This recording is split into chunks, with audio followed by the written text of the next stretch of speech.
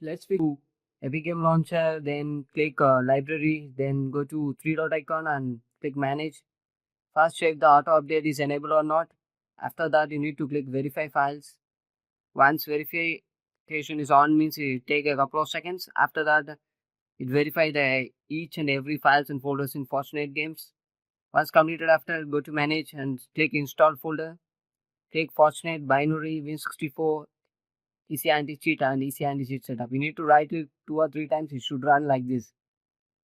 After that, go to Fortnite setup. Click properties, click compatibilities, and check all the options are disable mode. Once complete, after you need to close and go to the option, and high resolution texture on means you need to turn off it. After that, completely close it. The next step, go to run, and here you need to type the local app data. Scroll down, go to Epic Game Launcher, saved, and you need to delete the web cache.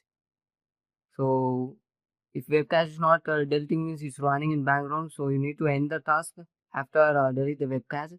So don't panic, it will not delete the your account, it only delete the caches. After that, go to caches and delete the caches files. After completing, go to run. This time you need to type for ncta.cpl. Click OK. Here you can see the network page will appear in this which network you are using. If you are using Wi-Fi, go with Wi-Fi. If you are using Ethernet, go with Ethernet. 5 seconds you need to disable and enable it. The next step, go to settings. Scroll down, go to system settings and go to display settings. Scroll down, go to graphics settings and check the advanced graphics setting should be in turn off mode.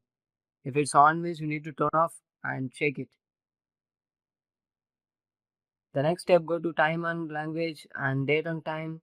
Here you need to check it should be in time zone automatic and synchronized now should you need to do.